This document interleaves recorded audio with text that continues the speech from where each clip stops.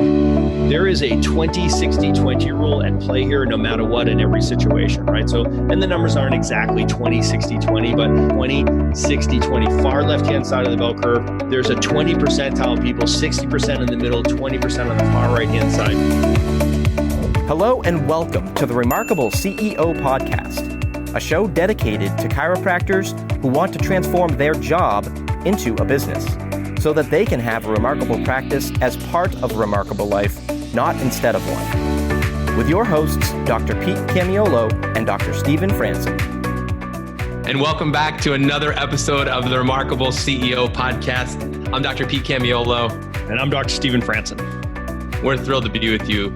We are in an amazing series that we're walking through with you, saying you don't get what you want, you get what you measure. We're going to double click today in this episode on your conversion and conversion process, because in the last episode we went into, you can get a bunch of people to show up to your door, a lot of leads in, but if people aren't converting, you're just losing a lot of money and your return on investment is not going to be good. So we know we need to nail it when it comes to conversion. We're going to be getting into the metrics that you need to measure that matter the most when it comes to conversion. Just thrilled to be with you today. If you didn't listen to the previous episode, we gave a troubleshooting form away. I want to make sure you get that. So if you go to theremarkablepractice.com/podcast, we gave you a form that you should use when analyzing your practice, specifically analyzing the activity of your practice when it comes to attraction, conversion, retention. And so when you do this, do use this tool. So please take advantage of that.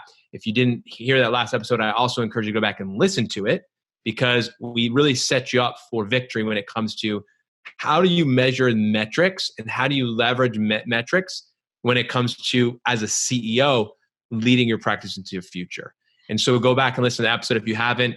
And also, we're just grateful to have so many amazing people that are tuning into our episodes. We're hearing some amazing things. Dr. Stephen, it's just been awesome hearing from our listeners and how valuable they're finding this podcast. Yeah, Dr. B, it's awesome. We love we love to hear the feedback. I want to make one more comment on from the last episode. The titles are telling here: you don't get what you want, you get what you measure. I want to make sure that you guys understand that we're bringing the sexy back to metrics. Like, so people hear metrics and statistics and Excel spreadsheets as they start rolling their eyes. It's like, guys, listen, we all want the same thing. We want the outcomes. Okay. So we all want to see more new patient leads. We want to see a greater percentage of patients converting to care, a number of new patients and families converting to care. We want to see our retention metrics skyrocket, because we know that we do our best work over time, and that's the best way to grow a practice. And it's the best business model in the world, right? Create ideal patients, collect ideal patients, and of course, collections metrics, right? Money follows value. We want to see you guys super successful, and you add so much value, you should be collecting or capturing so much value as well, right? So you don't get what you want, you get what you measure. In these conversations, what we're going to be talking about is like, it's not just the number, it's not just the outcomes. You can't get your team to do an outcome. They do the activities that lead to the outcomes. And what we're going to be talking about here is the numbers that give you visibility into your performance, and also the troubleshooting tool that we're going to give you that will give you insight as to what activity needs to be focused on, what needs to be trained on, where you're lacking a system, et cetera. So, Dr. Pete, I know that, before we jumped on the line here, we started talking about, we were reading some of the reviews that came back off of the show. So you guys, hey, we love to read the reviews. It's so great. We love to hear the feedback. This is a purpose-driven, mission-driven podcast for us, and it's so awesome to hear the feedback from you guys. So we appreciate it. If you're enjoying it, if you're loving it, please give us a 5-star review and a written review. We love as well. I got this one from Dr. J. May. Dr. J. May, I know who you are, Jeff May out there, man. I love Dr. Jeff May. His is one of my favorite. It says, I like tamales. I like tamales. Don't you? You eat one and you feel full. Not too much, but just right. That's what this podcast is like. Actionable information in just the right amount to satiate my hunger and impact my community. Thank you guys so much. Jay May, you're awesome. Love you, bro. Yeah, man. Thank you, Jay. So good to hear from you. And thank you for the tamales as well. That was perfect. This is from Mr. Bynum, and this is a cool story. We're just learning about the story really, but he said, I've recently turned 20 and I'm an aspiring chiropractor currently enrolled at Texas Tech University.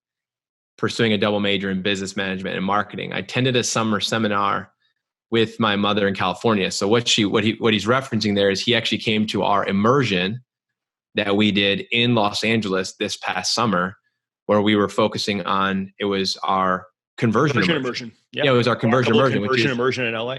Yeah, and so we're going to be diving into conversion today. This is not a chiropractor. This is a son of a chiropractor, and came to the conversion immersion in LA. And he said, I came there as a finance major wanting to get into financial advising, and left more excited about anything than I have been in the rest of my life, and made some amazing new friends. Thank you, Dr. France and Dr. Pete, for your time and imparting your wisdom upon us.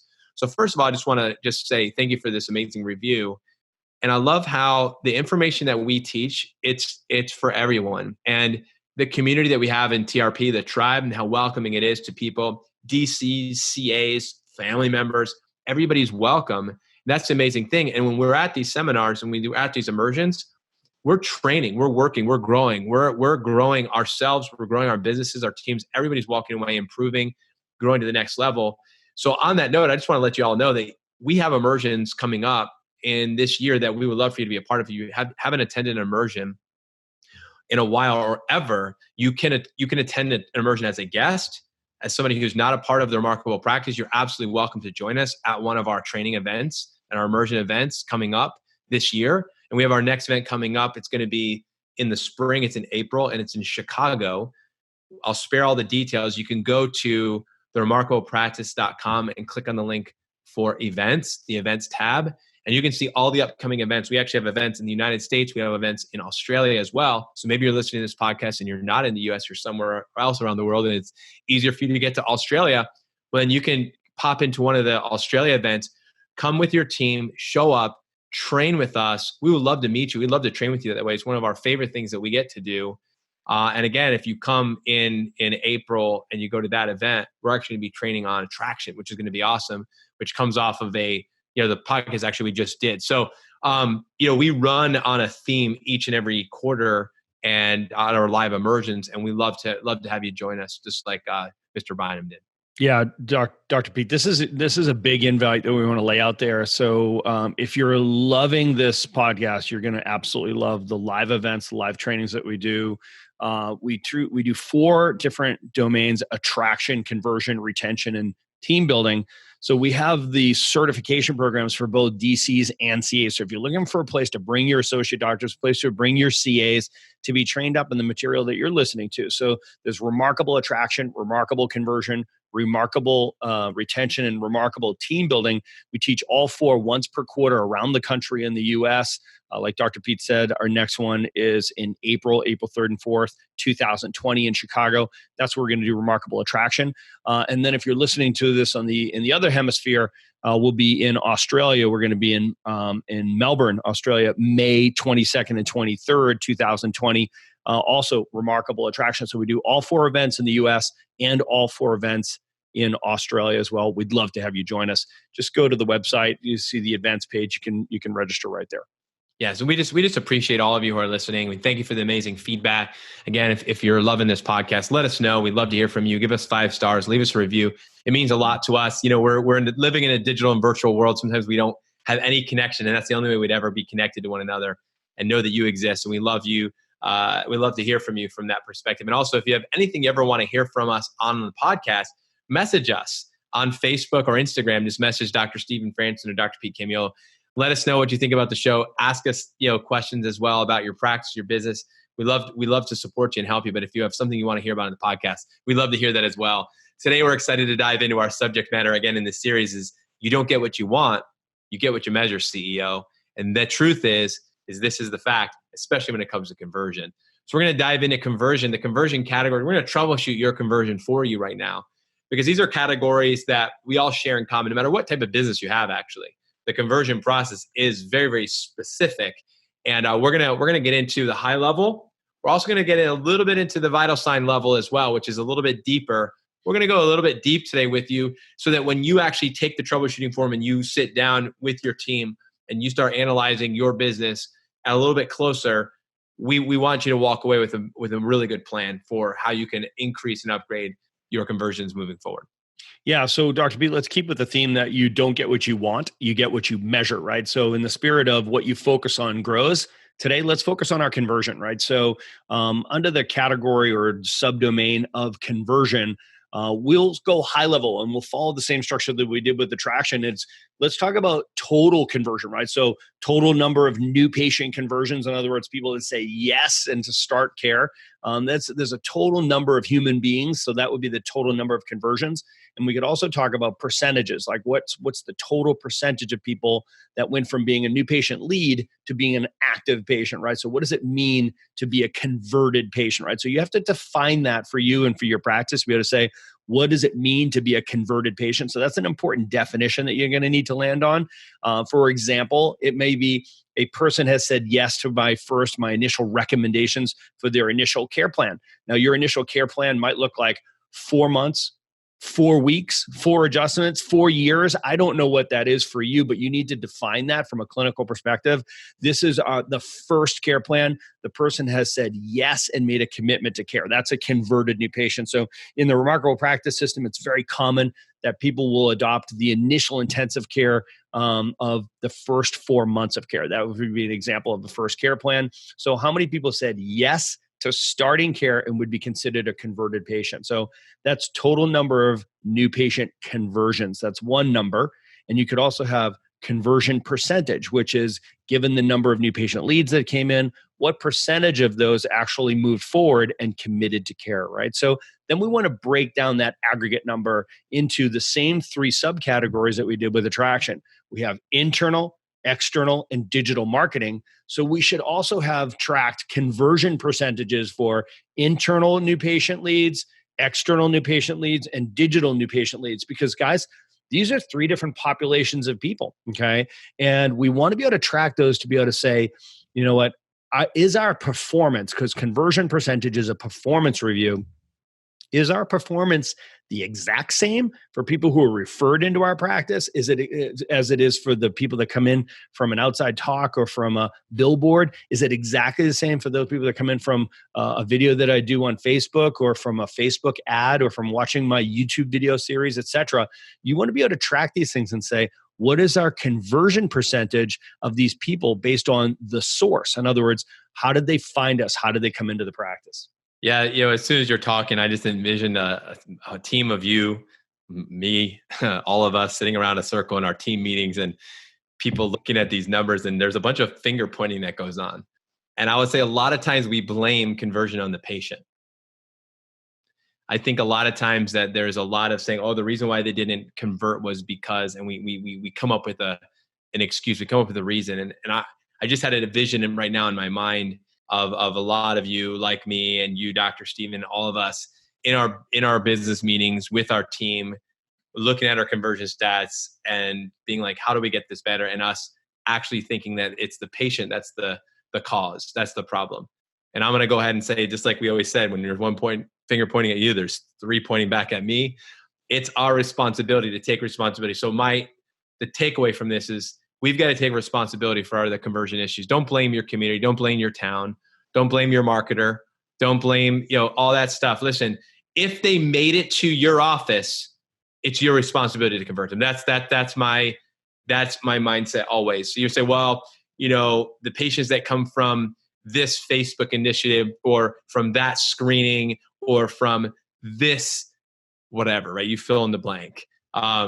Those people don't convert, those people or whatever. And you know what? To me, we make a lot of excuses, and you know what? You may be right. Okay, I'm not going to say that initiative is what maybe you shouldn't continue screening at that location or that event anymore. Maybe you shouldn't. And that's where you have to, as a CEO, analyze the data, make great decisions, measure the ROI. You need to do that. However, I think a lot of times we're very impulsive when it comes to conversion stats and metrics, and we like to play the blame game. I like to say, let's take responsibility for the results, the outcomes that we're getting as a team, and say, hey, we can do better at this. We can do better at converting everybody, because in my mind, everybody should be able to get chiropractic care. I think everyone should get the big idea. Not everyone's going to be an understander, but everybody can be a believer. We want to be able to turn people, these seekers into believers. And this really happens at the conversion process. I just assumed everybody's a seeker. I don't care if they've been to a chiropractor before. Listen, you can say, I've been to 5 chiropractors before. I don't care how many chiropractors you've been to before. I'm going to take you through my day 1, day 2, 3 process as if you've never been a chiropractic before.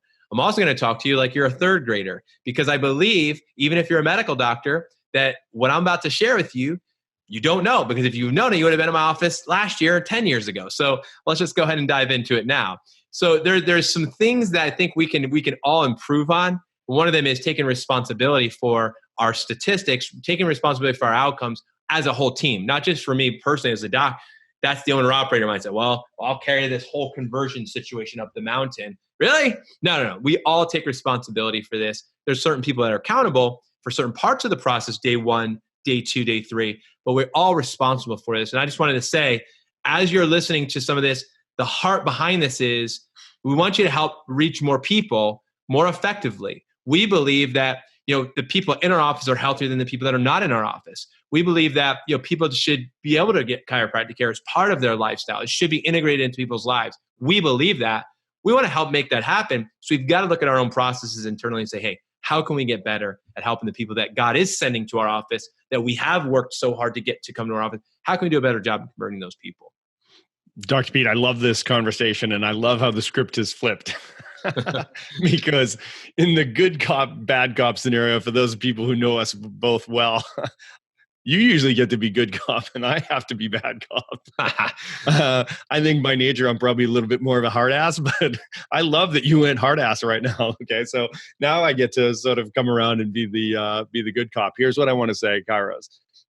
First and foremost, I just want to recognize the extraordinary conversion rates that we see in chiropractic. Okay. So for most of us, what we are selling, right? We're selling a solution, right? We are solving a problem. Our product, how people engage with us, is what would be considered a high priced ticket item, right? So product or a service, anything over $1,500, right? So it's a high priced ticket item, right? So some of you are, $1,500, $2,500, $3,500, what have you, for this initial care plans.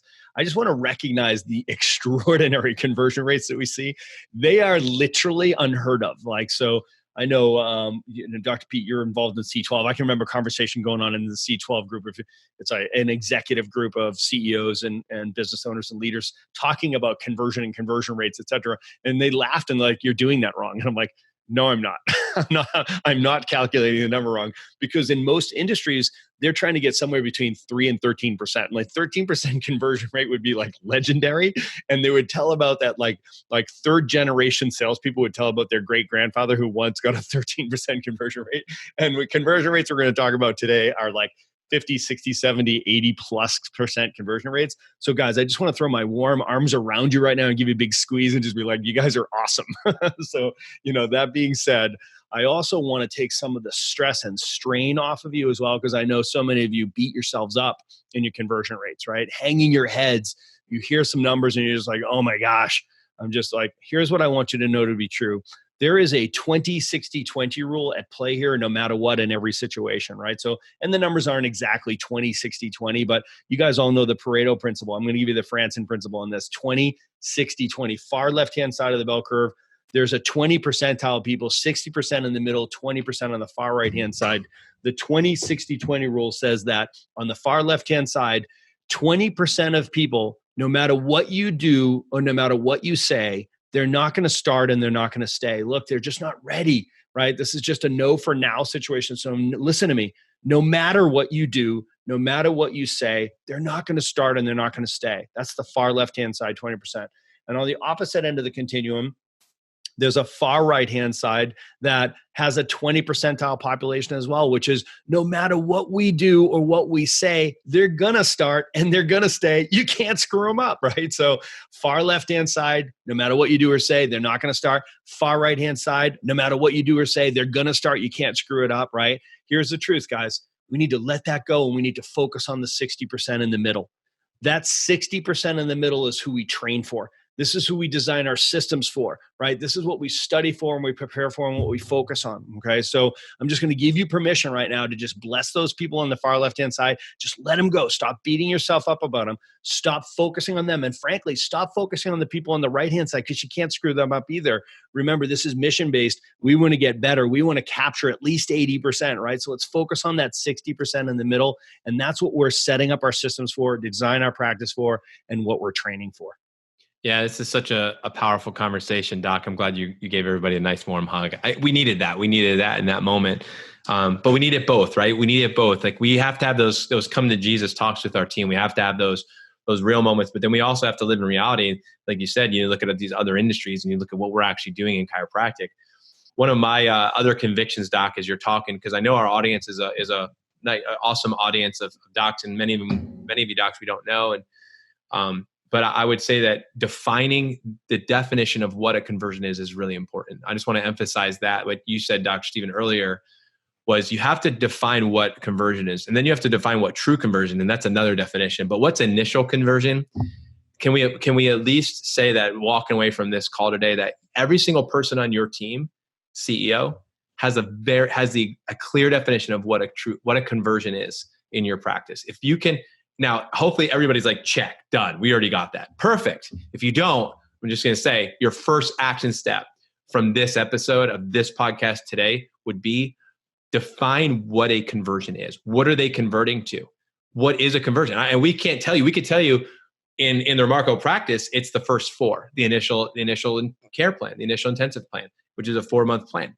And we can tell Dr. Pete, we can get even more granular than that and say, okay, so it's got to be binary, yes or no. Did they convert? Yes or no. And what does that mean? In the Remarkable Practice system, it's they've committed to the first 4 plan. Okay, what does that mean? It means that they have paid. In other words, they've either done a one-time payment up front for the first 4, or they've paid their first of 4 monthly payments. Now, guys, this is just for an example. I'm not telling you this is exactly how you need to do it, but every single person on our teams know that when we say, yes, they converted, it means one thing. They paid, they pulled out their credit card and they committed to care, right? So they paid for either their entire first 4 months, or they paid the first of 4 payment plans, first of 4 payments on a 4-payment plan across the 4 months. That's just an illustration, but I want you to be able to say black or white, it's a measurable yes or no. They either converted or they didn't. Sorry, Pete. Yeah, no, it's so important. And this is why metrics are so important, because guess what's going to happen when you start defining? You're going to start having categories. You're going to have people that are yes, that are no, and the people that are in the middle that are pending.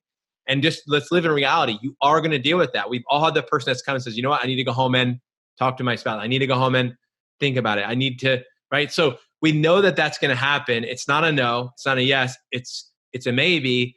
And we have to have a system for that. And this is where metrics come in, because to convert and be really good at conversion, it's like the 20-20-60 example. You got your absolute yes, your absolute no, and then you got your pending. You have to have a way to manage and track and support and execute on those people that are in the middle that haven't converted, but they haven't not converted. You just need to get clarity. You need to know yes or no.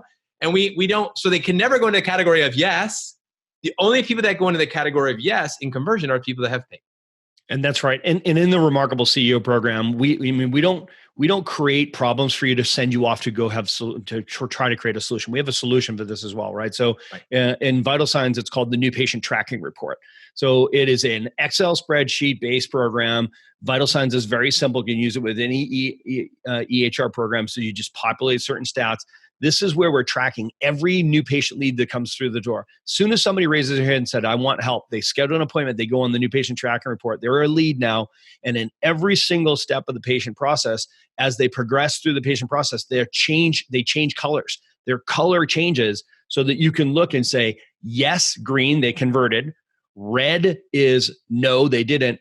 And gray is outstanding. Actually, I got those backwards. Gray is no, because gray means they're off, like they're dead. The case is dead, right? Red is hello, they're still outstanding. So green is go, green is yes, they converted. Gray is no, they didn't. And red is they're outstanding. They haven't made a decision yet. So there's no more conversations. When you're at team meeting, the new patient concierge is in charge of that new patient tracking report. they are reading to your team. They are saying, these are the people that converted. These are the people who said yes. These are the people who said no and why they said no. And these are the people that are outstanding. There's no more people falling through the cracks because you have a system that measures these things, and you don't get what you want. You get what you measure. Yeah, I mean, every person is accounted for. What you just described, there's not a life that walked through your doors that we're not accountable for. And that's our responsibility as a team, as an organization, is that everybody that comes into our office, that came into our office as a new patient who went through our process to any level, we have a responsibility for them. Even if they go into the inactive file because they didn't convert, we have a responsibility to manage that. We have there's a whole process to what happens when somebody doesn't convert. Where do they go? Because they go to another file that's inactive or they didn't convert, and we're going to do a beautiful nurture sequence to follow up with those people down the line. So we've got a whole other strategy in place, and that's not for today's episode, but we've got to look at the conversion process holistically. We got to make a clear definition. And then like Dr. Stephen, you said, there's really two high level stats you want to track when it comes to conversion. Number one is total conversions, right? So that's the total number of conversions. Like how many people actually said yes and joined the practice, right? Two is what was your conversion percentage, which is a total conversion percentage of all the people that walked through our doors this month for the first time. How many of them ended up purchasing a plan? Yeah. How many went from new patient lead? Yep. High level aggregate new patient lead turned into a high level aggregate new patient conversion. Yeah. And then underneath those, this is what you referenced, Doc, which was the vital signs report tracking system, which is all of those subcategories, which in my mind all often become KPIs. They become I'm accountable to this metric. If I'm, let's say, the new patient concierge or the check-in CA or the checkout CA or one of the DCs, like everyone has a responsibility for something when it comes to conversion. There's many people that have a area that they own on the conversion process, so that when it comes to our weekly meetings, we report on it. When it comes to our weekly trainings, we train on it because we're tracking it, right? So the metrics, we have data-driven meetings, right? So our metrics are what drive the meetings, and we have data-driven training. So we can train specifically, right, scientifically, surgically on what we need to improve because we have the data that we've been tracking when it comes to conversion. So now when we're training on the day one, it's why are we training on day one again, Doc? I mean, we have data. Let me go over. Here's where we're doing really well with, guys. Awesome. High fives, chest bumps. Let's do it. Hey, this is where we're going to improve. This is where we're going to double down now. So we always are specific in our meetings. We're always specific in our training. And then this translates all the way down to the scorecards, right? So next quarter, where I'm going to be focusing on, Dr. Stephen, yeah. So let's pull it up out of the weeds and let's go back up top again, right? Because I want people to see how you arrive at this, because you're trying to arrive at action steps, things that you can do as a CEO to say, okay, team, this is what's important now. This is what we're going to focus on, right? So we go up top and we say we've got total number of new patient conversions and we have total number or total conversion percentage, right? So let's take the conversion percentage because it's an interesting conversation. We can break it down into our three categories, three tributaries: internal, external, and digital, right? These are where the leads are coming on from. So what is your conversion percentage for people that are referred into your practice? Internals. And then what is your conversion percentage for people that come in from external activities that are not web-based? And then it's digital for all those people that find us because of some activity that we did online, right? Something that is on social media or through our website or Google AdWords or Facebook ads, what have you, they're coming in from our digital activities. What's their conversion percentage? And here's the key to this, right? So you want to be able to discern between the three because these are three different populations of people that are showing up in a different heart space, head space. There's a different relationship with these people from the get-go. Those of you who are listening right now, you understand what I'm talking about, right? There's a difference between somebody who's referred into your practice from an active patient and somebody who saw a Google ad or saw a Facebook ad, clicked on that, and ended up scheduling and coming into the office, right? So we want to be able to track the performance metric of conversion because we want to be able to tease apart where in our process do we need to focus, if anywhere, right? We want to be able to troubleshoot it. So we know that the internally referred new patient, I mean, this is the gold standard, right? So somebody who comes into your practice, who's referred by somebody that they know, like, and trust, who said, you know what? You should go and see Dr. Pete. He's wonderful. His team's wonderful. He's really helped me. He does great work. He's got a great message. He's going to take great care of you. That person comes in, and because of the social proof of somebody that they know, like, and trust, that conveys to Dr. Peter. So they walk into the office on the trust continuum, which is far right-hand side, I trust you. Far left-hand side, I distrust you. In the dead center, it's I don't trust you yet, but I want to. Right? The new patient walks in the door, they're going to be on the right-hand side of that bell curve, right? They're going to be on the right-hand side of that continuum, leaning towards I trust you because of the social proof coming from somebody else who sent them into the practice that they know, like, and trust. You guys see that? The power of that, right? We all know that the gold standard is the referred new patient. That's where you're going to see the greatest conversion percentages. Now, I'm going to throw around conversion percentages because you guys ask me for them all the time, okay? But here's the deal. This is just a standard, okay? And there's a whole conversation around each one of these. So don't get too hung up on them, but just for the sake of illustration and for one relevant to the next, you should see a better than 80% conversion for those new patients that are referred into your practice by a trusted patient, right? So ultimately, internal referred new patients, you want to see somewhere, get your skills to the point where your goal is you're converting it better than 80%.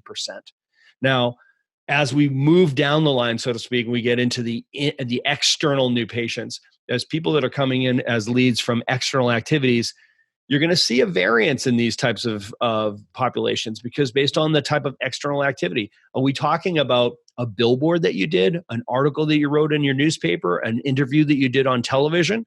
Or was it something that came from someone that came from a spinal screening? Was it somebody that you met at a corporate wellness program, or somebody who actually came to one of your outside talks? To me, there's going to be a whole variance of those people coming in the door. So Dr. Pete, I'm sure you agree with me that if somebody came to your outside talk and you delivered your outside talk, they're almost as good, if not better, than a referred new patient. This is somebody who's coming in who's raised their hand and said, that's what I need. That's what I want. I am in, right? So, I'd like to see something north on average, north of 70% for your people that come in from external, because for the most part, these people coming in from your external activities, with the exception of people that sat through an outside talk, they don't know, like, and trust you yet. Okay. So on that trust continuum, they're probably sitting right in the middle of, I don't trust you yet. I want to trust you, but I don't trust you yet. Now, you don't hear me saying I distrust you. You guys have to hear the difference with that. It's like the difference between I trust you and I distrust you. In the middle is I don't trust you yet, right? But I want to. They're sitting right there. They're showing up, raising their hand, saying, I need help, right? So what we know there is that day one process of establishing that empathetic connection to build trust in the conversion process is absolutely critical. How to do that is a conversation for a different day, a different episode.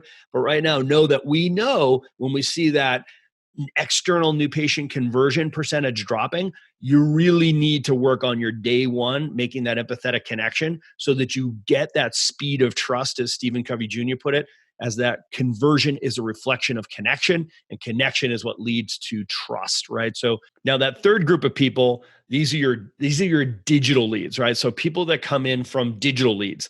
So this is your internet activity, right? So this is an even greater span of people, right? There's even greater disparity between these people. And it really depends on what type of marketing you're doing. Are you doing infomercials? Are you doing webinars? Are you doing anything goes Q&As? Are you doing question of the week? Are you doing show me how videos, right? Are you really driving through content and establishing the know, like, and trust on the front end? Or are you posting an ad that says free x-rays or $29 x-rays? There's a wild continuum here, okay? That being said, I want to see your digital conversions north of 50%, right? So at the end of the day, we know that this tends to be a person that is shopping, right? They are a seeker. They are looking for a solution, but very often they're shopping and they have much, much less of a connection to you, which means that they have much less on the trust continuum for you. Again, they don't distrust you. They just don't trust you yet. Thanks for listening to this episode of the Remarkable CEO Podcast. Remember, what the world needs now is chiropractic, and what chiropractic needs now is more successful chiropractors. If you like this podcast, please subscribe, share with a friend, and leave us a review. And if you'd like to connect with us personally, direct message us on Facebook, LinkedIn, or Instagram. Now go and be remarkable.